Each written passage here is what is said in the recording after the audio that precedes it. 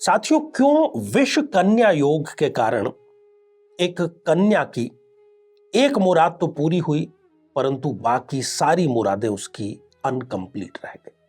उसकी ये मुराद थी कि उसकी भी किसी एनआरआई विदेश स्थित व्यक्ति से विवाह हो गया। क्यों ऐसी स्थितियां बनी कि उसका प्रथम विवाह सक्सेसफुल नहीं हुआ, उसका द्वितीय विवाह भी सक्सेसफुल नहीं हुआ, और क्यों उसका जो चरित्र है, खास तौर पर यहां पर हम नैतिक चरित्र की बात कर रहे हैं, उस चरित्र का पतन हो गया। विष कन्या योग आप इसको कह लीजिए, इसमें एक विष दोष का प्रभाव भी है। इन सब बातों का उत्तर जानेंगे आज के इस एपिसोड में।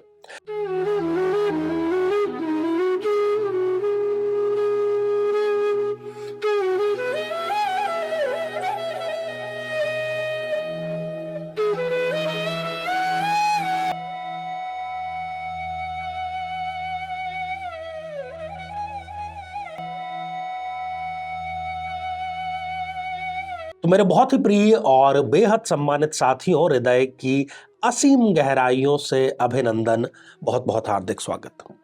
साथियों, विष दोष पर विस्तार से चर्चा करें, विष कन्या दोष पर विस्तार से चर्चा करें, उससे पहले एक नजर आज के पंचांग पर डालते हैं और फिर बहुत ही संक्षिप्त में आज के जो राशि सूत्र हैं वो जान लेते हैं, और कार्यक्रम के अंत में हम आपके जो बहुत ही महत्वपूर्ण कमेंट है उनको भी शामिल करेंगे।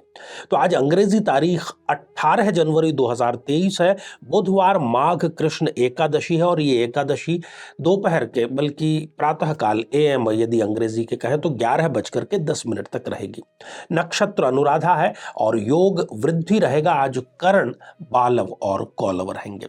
यदि आज कोई बहुत ही महत्वपूर्ण कार्य आप संपन्न करना चाहते हैं, शुभ कार्य आप संपन्न करना चाहते हैं, तो आपको राहु काल का त्याग जरूर कर देना चाहिए। और राहु काल दोपहर के 12:31 से लेकर के 1:50 के बीच में रहेगा। आज एकादशी है, जैसा कि अभी हमने बतलाया, और आज विशेष इसलिए है कि ये एकादशी है षट तिला एकादशी। षट अर्थात 6 और तिल आप जानते ही अच्छे से। तो आज 6 प्रकार से तिल का जो प्रयोग है वो करने की प्रथा लंबे समय से भारत में चली आ रही है। तो बहुत बहुत आपको इसकी शुभ कामनाएं, और ईश्वर से मैं यही कामना करता हूं कि ये एकादशी का व्रत आपके लिए मनोकामना पूर्ति करने वाला शामिल हो। तो साथियों, शुरुआत करते हैं राशिफल की मेष राशि से। मेष राशि के जातकों को आज किसी भी कार्य में जल्दबाजी नहीं करना चाहिए। चाहे आपको ये लग रहा है कि मुझे ये कार्य तुरंत निपटाना है, जल्दी करना है, बिल्कुल भी मत करिए। कोई बहुत बड़ी गलती आपसे हो सकती है। वृषभ राशि के जो जातक हैं वो आज अपने आत्मविश्वास के बलबूते पर असंभव कार्य को भी संभव बना लेंगे। मिथुन राशि के जो जातक हैं वो आज अपना ही रिकॉर्ड तोड़ देंगे और सफलता के नए प्रतिमान वो बनाएंगे। कर्क राशि के जो जातक हैं उनके आज प्रेम प्रसंग में सफलता या प्रेम को विवाह में तब्दील करने की तरफ जो घर वालों की सहमति है वो मिल सकती है। सिंह राशि के जो जातक हैं वो कार्य को सही समय पर आज समाप्त कर ले, क्योंकि कल फिर आपको समय नहीं मिल पाएगा इस कार्य को करने का। कन्या राशि के जो जातक हैं उनको आज गृह कलेश से इतना तनाव होगा कि वो ऑफिस में भी साथ में उस तनाव को लेकर के पहुंच जाएंगे। साथियों, तुला राशि के जो जातक हैं आज उनको किसी सामाजिक समारोह में शामिल होने, उसमें अपनी भागीदारी करने और उससे कुछ सीखने का मौका भी मिलेगा। वृश्चिक राशि के जातकों को आज कारोबारी जितने भी निर्णय हैं, खासतौर पर कोई लिखा पढ़ी है तो बहुत सोच समझ करके करना चाहिए। किसी धोखाधड़ी के आसार आज बन रहे हैं। धनु राशि के जो जातक हैं उनको चाहिए कि परिवार को एकजुट रखने की जो जिम्मेदारी आपको सौंपी गई है उस जिम्मेदारी को आप बखूबी निभाएं। मकर राशि के जो जातक हैं इनको भी आज घरेलू कार्यों के कारण, खासतौर पर मैं महिलाओं को संबोधित करना चाहूंगा, बहुत अधिक तनाव होगा। कुंभ राशि के जो जातक हैं, खासतौर पर विद्यार्थियों के लिए आज का दिन शुभ रहने वाला है। कोई परिणाम है तो वो आपके पक्ष में जरूर आएगा। मीन राशि के जातकों को संतान संबंधी शुभ समाचार आज जरूर मिलेंगे। तो साथियों, ये था राशिफल, और अब हम आते हैं आज के हमारे जो महत्वपूर्ण और बहुत ही शोधपरक कार्यक्रम है उस पर, कुंडली विश्लेषण पर। तो सबसे पहले आप यहां पर दृष्टिपात कीजिए एक सिंह लग्न की जन्म पत्रिका पर। साथियों, 5 नंबर से यह जन्म पत्रिका प्रारंभ हो रही है, इसलिए हम इसको संबोधित करेंगे कि यह है एक सिंह लग्न की जन्म पत्रिका। एक आप यहां पर देख रहे हैं द्वितीय भाव में, जहां पर कि 6 नंबर का अंक लिखा हुआ है, उसको ज्योतिष की भाषा में हम द्वितीय भाव कहते हैं। कई लोग कंफ्यूजन हो जाते हैं इसमें। तो वहां पर आपको चंद्रमा और शनि इन दोनों की युति नजर आ रही है।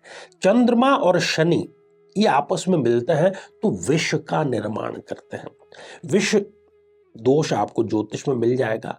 खासतौर पर कन्याओं की जन्म पत्रिका में यदि इस प्रकार की स्थितियां होती है और यदि वो सप्तम या अष्टम भाव को प्रभावित करती हैं या पंचम भाव को प्रभावित करती हैं, तब फिर ये कहा जाता है कि ये कन्या जो है ये विष कन्या है और इसका ये जो विष है ये इसके होने वाले पति पर किसी न किसी प्रकार से भारी पड़ेगा।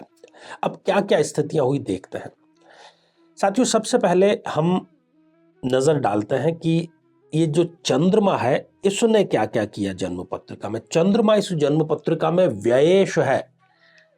चंद्रमा इस जन्म पत्रिका में विदेश में जाकर के बसने का कारक बनता है क्योंकि वो 12th हाउस का लॉर्ड है।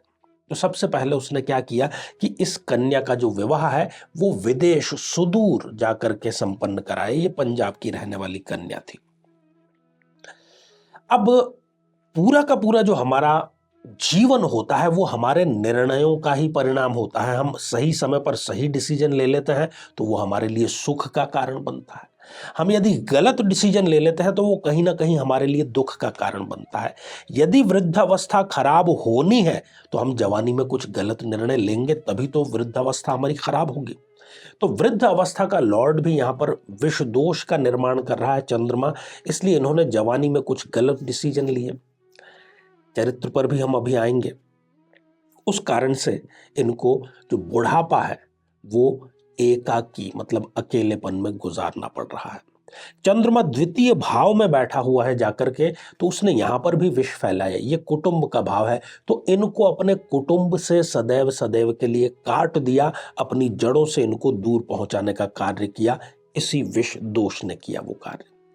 अब चंद्रमा ने जितनी अपनी सप्तम दृष्टि अष्टम भाव पर डाली, साथियों मैं यहां पर आपको बतलाता चलूं कि ससुराल पक्ष से आपको कितना लाभ मिलेगा इसका हम निर्णय अष्टम भाव से करते हैं, जो कि दूषित हो गया विष दोष की दृष्टि के कारण। दोनों के ही यहां पर दृष्टियां पड़ रही है, शनि की भी और चंद्रमा की भी।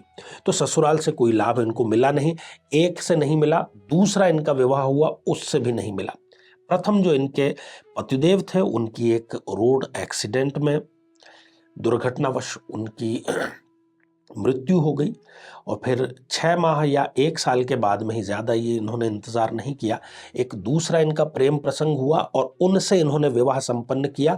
दोनों ही बार इन्होंने बिना कुंडली मिलाए विवाह संपन्न किया।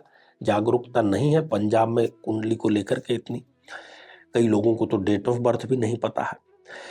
तो जो दूसरी बार भी पति के ऊपर विष दोष की गाज गिरी और वो हृदय आघात के अर्थात हार्ट अटैक के शिकार हुए और मृत्यु को वो भी प्राप्त हो गए। तीसरी बार भी इन्होंने विवाह की कोशिश की, परंतु तीसरा जो व्यक्ति है वो बच गया। उसने कुंडली देख करके इनको रिजेक्ट करने का कार्य कर दिया। तो उसके साथ में भी ये अनैतिक संबंधों में रही। ये अनैतिक संबंध क्यों इनके स्थापित हुए? साथियों, व्यक्ति के नैतिक चरित्र की जो रूपरेखा है, जो उसका किस प्रकार का मर्यादित आचरण रहेगा, वो चतुर्थ भाव से हम देखते हैं। और उसको भी इस विष दोष ने दूषित किया क्योंकि शनिदेव अपनी तीसरी दृष्टि से चतुर्थ भाव को यहां पर देख रहे हैं। एक नहीं बल्कि दो विवाह इनके समाप्त किए। विवाह बल्कि पतियों को ही समाप्त करने का कार्य किया और इनको नैतिक रूप से एक चरित्रहीन महिला बनाने में इस विष दोष ने अपना पूरा कार्य किया। तो साथियों, यदि इस प्रकार की कोई जन्म पत्रिका होती है, क्योंकि इस पर हमारा बस नहीं है, पूर्व जन्म में जो हमारे क्रियाकलाप थे उसका ही दृष्टिपात हमें यहाँ पर कुंडली में होता है। यदि इस प्रकार की स्थिति किसी कन्या की जन्म पत्रिका में होती है तो उसको चाहिए कि वो विवाह के पूर्व ही दही मिश्रित जल से महादेव पर अभिषेक करे। ये जो विष है और ये जो विष दोष है ये पूर्ण रूप से समाप्त हो जाएगा। जिस प्रकार से महादेव ने विष का पान करके दुनिया को अमृत दिया था, तो ये तो बहुत ही छोटी सी चीज है उनके लिए। तो आइए साथियों, अब हम बढ़ते हैं आज के हमारे कमेंट्स के सेक्शन की तरफ। और सबसे पहला ही जो कमेंट है ये निधि पुजारी जी ने लिख भेजा है। नमस्कार आपने लिख भेजा है। तो निधि जी, आशीर्वाद हृदय की असीम गहराइयों से। अगला कमेंट ऋतु साहू जी ने लिख भेजा है और आपने पूछा है कि मुझे अपना प्यार चाहिए, क्या उपाय करूं। ऋतु जी, जिस वीडियो में आपने ये कमेंट किया है उसने एक दो नहीं बल्कि सैकड़ों विवाह संपन्न कराए हैं, शायद हजारों भी हो गए होंगे अब तो उस उपाय को आप करें, कुंडली जरूर मिलाएं और हमारी तरफ से आप अग्रिम शुभकामनाएं जरूर लें। साथियों, अगला कमेंट ललित भेसे जी ने लिख भेजा है, आचार्य जी मेरी मेष राशि है, मिथुन लग्न की कुंडली है, मेरे 12th हाउस में शुक्र और शनि की युति है, तो क्या शादी के बाद मेरा शारीरिक संबंध नहीं हो सकता? क्या मैं वर्जिन ही रहूंगा? देखिए, हर एक कुंडली अपने आप में यूनिक होती है और आपको चिंता करने की आवश्यकता नहीं है, क्योंकि मिथुन लग्न में शुक्र योग कारक होता है और वो योग कारक होकर के पंचमेश भी है, अर्थात वो संतान का कारक भी है और बिना शारीरिक संबंधों के संतान हो नहीं सकती। तो आप पर ये बात लागू नहीं होती, आप निश्चिंत हो सकते हैं। तो साथियों, ये था हमारा आज का कार्यक्रम और आज के लिए केवल इतना ही, और इसी मंगल कामना के साथ में कि आप सभी स्वस्थ, समृद्ध और शांतिपूर्वक जीवन व्यतीत करें। नमस्कार।